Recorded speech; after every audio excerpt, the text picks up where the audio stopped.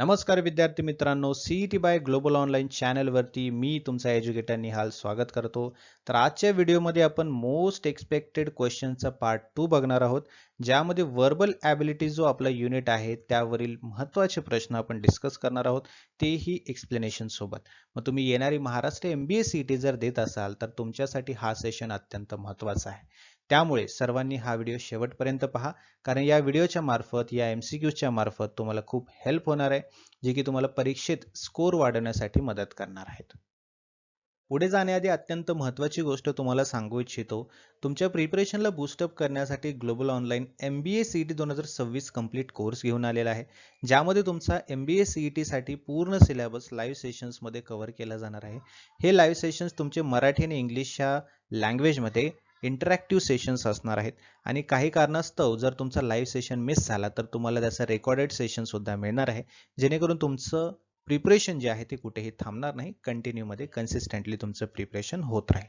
त्यासोबतच तुम्हाला topic wise MCQs, full syllabus notes, full syllabus mock test सुद्धा provide केले जातील आणि काही नवीन प्रश्नांची ओळख व्हावी त्यासाठी MCQ सिरीजचं PDF देखील तुम्हाला मिळणार आहे. आपली बॅच 12 तारखेपासून सुरू झाली आहे. एनरोलमेंट आणखीन सुरूच आहे, त्यामुळे तुम्ही सुद्धा या बॅचचा लाभ घेऊ शकता. या दिलेल्या नंबरवरती व्हॉट्सअप मेसेज आणि व्हॉट्सअप कॉल करून तुम्ही ही बॅच जॉईन करू शकता किंवा ग्लोबल ऑनलाईनच्या ॲप्लिकेशनच्या थ्रू सुद्धा तुम्हाला इझिली ही बॅच जॉईन करता येईल. बघा, ॲप्लिकेशनच्या थ्रू कसं करायचंय? प्ले स्टोअरवरती जायचंय, ग्लोबल ऑनलाईन सर्च करायचंय, ॲप्लिकेशन इन्स्टॉल करून ओपन करायचं आहे. ओपन केल्यानंतर असा डॅशबोर्ड तुम्हाला दिसेल. इथे स्टोअर सेक्शन आहे, स्टोअर सेक्शनमध्ये जायचंय. सर्च बॉक्स दिसेल, सर्च बॉक्समध्ये MBA CET सर्च करायचंय. त्यानंतर कोर्स तुम्हाला या ठिकाणी दिसेल. कोर्स ओपन करायचंय. जर तुम्हाला काही डेमो सेशन्स पाहायचे असतील तर डेमो सेशन सुद्धा अवेलेबल आहेत. त्यानंतर तुम्ही कोर्स जॉईन करू शकता. लवकरात लवकर जॉईन करा आणि प्रिपरेशनला स्टार्ट करा. हा जो प्रश्न आहे तुमचा पहिला प्रश्न आहे, यामध्ये आपल्याला विचारले की find the correctly spelled word, म्हणजे असा शब्द जो की ऑप्शन्स मध्ये आहे, जो शब्द त्याची स्पेलिंग बरोबर आहे. ओके, शब्द सर्वच सिमिलर आहेत, बट यामध्ये करेक्ट स्पेलिंग असलेला जो शब्द आहे तो कुठला आहे ओळखायचा आहे. ठीक आहे, आता यामध्ये जो शब्द आहे तो आहे कन्सेन्शियस. ओके, यामध्ये कन्सेन्शियस या शब्दाचा अर्थ किंवा या शब्दाची स्पेलिंग आपल्याला व्यवस्थितपणे ओळखायची आहे आणि त्यानंतर राईट आन्सर कुठला आहे ते सांगायचं आहे. बघायचा अर्थ पण व्यवस्थित समजून घ्या. कन्सेन्शियस याचा अर्थ होतो की एखादी गोष्ट काळजीपूर्वक केलेली आहे, लक्ष देऊन केलेली आहे, राईट? किंवा एखादं चांगलं काम करायचं असेल तर त्याची काळजी घेणारा असेल तर तो कन्सेन्शियस आहे, राईट? मग याची एक्झॅक्ट जी स्पेलिंग आहे ती आहे CONSNCIENTIOUS, म्हणजेच ऑप्शन बी यामध्ये करेक्ट स्पेलिंग दिलेली आहे. ठीक आहे, बघा हा जो शब्द आहे ना एक्झाम मध्ये, म्हणजे CET बेसिकली MBA CETच्या एक्झाम मध्ये भरपूर वेळा विचारलाय आणि हा तुम्हाला परत एकदा विचारला जाऊ शकतो, त्यामुळे यावरती थोडंसं फोकस करा. आणि चांगलीच गोष्ट आहे, तुम्हाला एक फुकट मार्क देणारा हा एक प्रश्न आहे, त्यामुळे तुमचाही याच्यामध्ये फायदा होणार आहे. ठीक आहे, स्पेलिंग करेक्ट करण्याचे सुद्धा क्वेश्चन्स तुम्हाला येण्याची शक्यता आहे. तर पुढचा जो प्रश्न आहे विद्यार्थी मित्रांनो, हा ॲनॉलॉजी वरती डिपेंड आहे. जसं की आपण पाहिलं होतं ॲनॉलॉजीज वरती प्रश्न कसे असतात, त्याचप्रमाणे हा प्रश्न आहे. जसं की टीचर अँड स्कूल ही जोडी दिलेली आहे. टीचर हा काय करतो? स्कूलमध्ये काम करतो, शाळेमध्ये काम करतो. तसंच त्याच सिमिलर अर्थाने जोडी दिलेली आहेत ऑप्शन्समध्ये. मग या ऑप्शन्स पैकी जे करेक्ट जोडी आहे ते आपल्याला ओळखायचं आहे. Doctor patient, lawyer court, farmer crops, patient chef hotel, pilot plane. Okay, तर यापैकी बी ऑप्शन जे आहे ते एक्झॅक्टली करेक्ट ऑप्शन असणार आहे. का? कारण डॉक्टर पेशंटमध्ये काम करतो का? नाही, पेशंटवरती काम करतो. ठीक आहे, असं ठिकाण जिथे तो काम करतो ते आहे तुमचं हॉस्पिटल. त्यानंतर फार्मर हा फार्म मध्ये काम करतो, शेतामध्ये काम करतो. ठीक आहे, पिकामध्ये नाही, पिकांवरती काम करतो. शेफ हा हॉटेलमध्ये काम करतो, मान्य आहे, बट हॉटेलमध्ये पण त्याचं जे डिपार्टमेंट आहे, हॉटेलमध्ये वेगवेगळे डिपार्टमेंट्स असतात, बरोबर आहे ना? आणि शेफ जो आहे तो कुठे काम करतो? तो काम करतो किचनमध्ये. पायलट जो आहे त्याचं जे कामाचं ठिकाण आहे ते आहे तुमचं एअरपोर्ट. आलं लक्षात? त्यामुळे पायलट प्लेन हे व्हेरी स्पेसिफिक झालं आपल्याला, जसं की इथं इन जनरल सांगायचं आहे, टीचर स्कूल जशी जोडी आहे त्याचप्रमाणे. तसंच लॉयर कोर्ट हे एक्झॅक्टली बरोबर आहे. त्यानंतर बघा तुम्हाला इडियम दिलेला आहे ॲट 6s and 7s. काय दिलेलं आहे ॲट 6s and 7s. याचा अर्थ काय होतो की अशी अवस्था जी की पूर्णपणे विस्कळीत झालेली आहे किंवा गोंधळलेली आहे अशी अवस्था किंवा विस्कळलेली स्थिती असं म्हटलं तरी चालेल. ठीक आहे. मग याच्या अर्थाशी संबंधित असणारा जो ऑप्शन आहे तो आपल्याला बघायचा आहे आणि त्याचं राईट आन्सर जे आहे ते कमेंट बॉक्समध्ये सुद्धा तुम्हाला सांगायचं आहे. मग ABCDE काय आहे याचं right answer at 6s and 7. याचा अर्थ काय होतो की विखुरलेली स्थिती किंवा विस्कळीत स्थिती, राईट, गोंधळलेली परिस्थिती, अवस्था, असा त्याचा अर्थ होतो. मग व्हेरी हॅपी आहे का, की इन कन्फ्युजन आहे, की वेल ऑर्गनाइज्ड, अँग्री, बिझी, ऑब्वियस आहे. सोप्पं याचा आन्सर आहे in confusion. At 6s and 7s याचा अर्थ काय आहे की विस्कळीत झालेला गोंधळलेली अवस्था आहे. मग इन कन्फ्युजन म्हटलं तरी कन्फ्युजन असणं म्हणजे काय, ते सुद्धा गोंधळलेलंच आहे. मग राईट आन्सर आपलं ऑप्शन बी येणार आहे, जे की आपल्या इडियमशी जुळतो आहे. ठीक आहे. पुढे आहे तुमचा अँटोनिम दिलेला आहे, त्यामध्ये शब्द दिला आहे की मेटिक्युलस. ओके. आता मेटिक्युलस म्हणजे काय, अतिशय केअरफुल है ना, अतिशय काळजीपूर्वक, राईट. मग काळजीपूर्वक आहे तर अँटोनिम विचारलंय आपल्याला, है ना. अँटोनिम म्हणजे विरुद्धार्थी, सिनोनिम म्हणजे समानार्थी. अँटोनिम विचारले याचा अर्थ मेटिक्युलस याचा अर्थ काय आहे, अतिशय काळजीपूर्वक. मग त्याचं विरुद्ध आपल्याला बघायचं, केअरफुल, प्रिसाइज, कॅज्युअल, ॲक्युरेट की थोरो. ओके. सो राईट आन्सर जो आहे तो आहे ऑप्शन सी, म्हणजेच काय, कॅज्युअल आहे. कॅज्युअल म्हणजे काय, निष्काळजीपणाने. आणि मेटिक्युलस म्हणजे काळजीपूर्वक. केअरफुल म्हणजे काळजीपूर्वक. प्रिसाइज म्हणजे एकदम क्लिअरली, है ना. ॲक्युरेट म्हणजे तर तुम्हाला माहिती आहे एकदम राईट टाइमला, एकदम परफेक्टली क्लिअर ठेवून, राईट. आणि थोरो म्हणजे सुद्धा एकदम परफेक्टली करणं. मेटिक्युलस म्हणजे या सर्व ABDE या सर्व शब्दांचा सिमिलर अर्थ आहे. बट सिमिलर न सांगता आपल्याला विरुद्ध सांगायचं, जो की कॅज्युअल आहे. कॅज्युअल म्हणजे जो की इतका काळजीपूर्वक नसतो, नॉर्मल असतो. नॉर्मल इन द सेन्स काळजीपूर्वक न करता एकदम ओव्हरव्ह्यू केल्यासारखं. ठीक आहे. त्यामुळे ऑप्शन सी इथे बरोबर येतो. पुढील प्रश्न, neither of the two answers dot dot dot correct. ठीक आहे. आता याच्यामध्ये आपल्याला सांगायचं आहे की आर येईल की वेअर येईल, इज येईल, हॅव बीन येईल की बीइंग येईल. Neither of the two answers, okay, are correct, were correct, is correct, have been correct और बीइंग करेक्ट. तर इथे काय यायला पाहिजे बघा, neither of the two answers. Okay. Neither of the two म्हणजे त्या दोन पैकी, ठीक आहे, दोन पैकी कुठलंही आन्सर करेक्ट नाही असं त्याचा अर्थ येतो. ओके. मग एकही आलं म्हणजे एक वचनीच झालं, ते अनेक वचनी नाही आहे ते, मग त्यामुळे त्या ठिकाणी काय आलं पाहिजे, इज यायला पाहिजे. Neither of the two answers is correct. समजलं. कारण हे कशाबद्दल सांगितलंय की जो एक करेक्ट आन्सर आहे त्याच्याबद्दल सांगितलंय. हे टू आन्सर जे आहेत दिलेले त्याच्याबद्दल नाही सांगत आहे. नायदर ऑफ म्हटलंय. नायदर ऑफ म्हणजे त्यापैकी एक ही आन्सर है ना, असं त्याचा अर्थ होतो.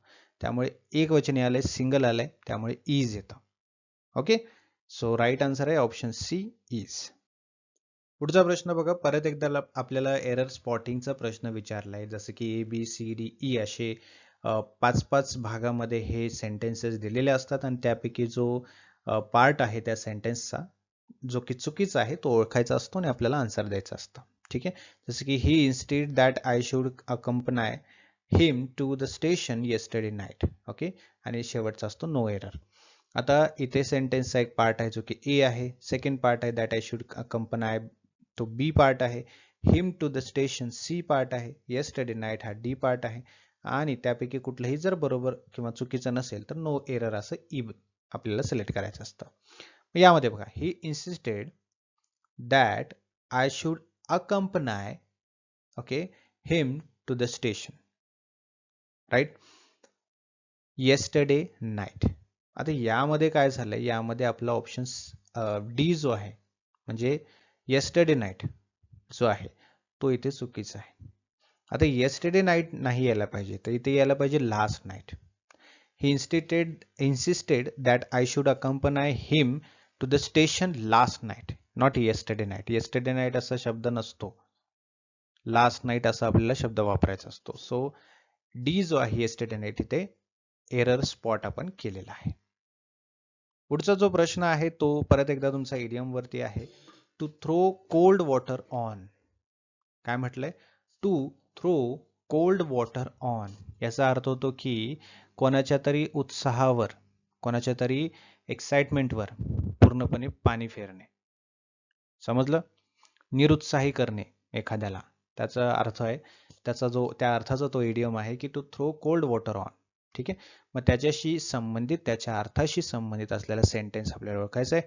To encourage someone, to criticise harshly, to discourage or dampen enthusiasm, or to ignore completely, or to support strongly. तर ऑब्व्हियसली ऑप्शन सी इथे बरोबर आहे ना, कारण तो एक्झॅक्टली मॅच करतोय. है ना. इडियमचा जो अर्थ आहे to throw cold water on म्हणजे एखाद्याला निरुत्साही करणं, त्याचा उत्साह पूर्णपणे मारून टाकणं. आणि सी जो ऑप्शन आहे तो सांगतोय की डिस्करेज करणं, है ना, एखाद्याचा जो उत्साह आहे तो कमी करणं. आणि डॅम्पन एन्थुझियाझम, एन्थुझियाझम म्हणजे काय, तुझ्यामध्ये जे काही उत्साह आहे तो पूर्णपणे कमी करणं, डॅम्पन करणं. ठीक आहे. म्हणजे सी ऑप्शन जो आहे तो एक्झॅक्टली मॅच करतोय. पुढील प्रश्न सिनॉनिम दिलेला आहे आपल्याला. ठीक आहे. म्हणजे शब्द दिलाय, त्याचा सिनॉनिम ओळखायचा आहे आपल्याला. शब्द दिलाय फ्रुजल. ठीक आहे. फ्रुजलचा अर्थ होतो की काटकसरीने, है ना, किंवा मितव्ययी म्हणतो आपण त्याला, राईट. मग याचा जो सिमिलर अर्थ असणार आहे तो असणार आहे तुमचा ऑप्शन सी, म्हणजेच इकॉनॉमिकल, राईट. हा जो की फ्रुगल किंवा फ्रुजल या अर्थाशी किंवा या शब्दाशी संबंधित आहे. ठीक आहे. पुढील प्रश्न सिलेक्ट द करेक्ट सेंटेन्स. परत एकदा आपल्याला सेंटेन्सेस दिलेले आहेत आणि त्यामधला जो करेक्ट सेंटेन्स आहे तो आपल्याला ओळखायचा आहे. ठीक आहे. Scarcely had he reached the station when the train left. Right? Scarcely had he reached the station than the train left. Scarcely he had reached the station when the train left. And scarcely had he reached the station when the train left. किंवा scarcely had he reached the station then the train left. यामध्ये correct काय यायला पाहिजे सांगा. आता बघा, जर format तुम्ही बघितला किंवा रूल तुम्ही बघितलं तर पहिल्या यायला पाहिजे scarcely, right, had. Okay. Then subject, then वर्डचा थर्ड फॉर्म. ओके.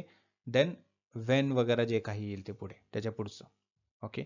त्यानुसार जर बघितलं तर आपला ऑप्शन ए इथे बरोबर आहे. स्कार्सली हॅड आलं बरोबर. ठीक आहे. त्यानंतर he reached the station, right. When the train left, असं त्याचं पूर्ण फॉर्मॅटनुसार करेक्ट आन्सर येणार आहे ऑप्शन ए. ठीक आहे. हा आहे तुमचा शेवटचा प्रश्न आणि या शेवटच्या प्रश्नाचं उत्तर तुम्हाला कमेंट बॉक्समध्ये द्यायचं आहे. मी तुम्हाला उत्तर नेक्स्ट सेशनमध्ये देणार आहे. तुम्हाला याचं उत्तर कमेंट बॉक्समध्ये द्यायचं आहे. मी तुम्हाला एक प्रश्न काय ते अगोदर सांगतो. Select the correct sentence. आता यामध्ये ए, बी, सी, डी आणि ई असे 5 काय दिलेले आहेत, सेंटेन्स दिलेले आहेत, वाक्य दिलेले आहेत. आणि हे वाक्य जवळपास सिमिलर आहे, बट यामध्ये ग्रॅमॅटिकली काही मिस्टेक्स आहेत. ते ओळखून आपल्याला जे करेक्ट सेंटेन्स असणार आहे, करेक्ट ग्रॅमॅटिकली सेंटेन्स असणार आहे तो ओळखायचा आणि सांगायचा आहे. ठीक आहे. Each of the boys have done their work. ठीक आहे. Each of the boys has done his work. Each of the boys have done his work आणि each of the boys has done their work आणि each of the boys done his work. ठीक आहे. तुम्हाला थोडंसं स्पष्टीकरण देतो म्हणजे कसं तुम्हाला व्यवस्थितपणे समजेल. Okay. Each of the boys म्हटलं तर हे काय झालं तुमचं, ईच म्हटलं तर ते सिंग्युलर झालं, है ना. ऑफ द बॉयज म्हटलं तर ते अनेकवचनी झालं. करेक्ट. मग ईच ऑफ द बॉयज म्हटलं, राईट, त्याच्या पुढे तुम्हाला काय करावं लागेल, हॅज किंवा हिज हे टाकावं लागणार आहे. ठीक आहे. आता त्याचं राईट आन्सर काय येईल या अनुषंगाने तुम्हाला व्यवस्थितपणे आन्सर द्यायचं आहे कमेंट बॉक्समध्ये. ठीक आहे. सो जसं की तुम्हाला माहिती आहे आता MBA CETचे ॲडमिशन सुद्धा ॲडमिशन नाही, ॲप्लिकेशन फॉर्म चालू झालेले आहेत आणि तुमचं प्रिपरेशन बूस्टअप करण्यासाठी ग्लोबल ऑनलाईन कम्प्लीट कोर्स एकदम स्पेशली, है ना, एक्सपर्ट्स लोकांकडून बनवलेला आहे, जो की तुमच्या प्रिपरेशनला बूस्टअप करणार आहे आणि बेस्ट कॉलेजमध्ये ॲडमिशन घेण्यासाठी, मार्क्स वाढवण्यासाठी हा कोर्स तुम्हाला मदत करणार आहे. सो आजच हा कोर्स जॉईन करा. या ठिकाणी तुम्ही नंबर पाहता आहात, व्हॉट्सअप मेसेज, व्हॉट्सअप कॉल करून तुम्ही कोर्स जॉईन करू शकता आणि तुमचं प्रिपरेशन बूस्टअप करू शकता. ठीक आहे. आणखीन काही अडचण असेल तर कमेंट बॉक्समध्ये विचारू शकता. Thank you so much. Have a great day.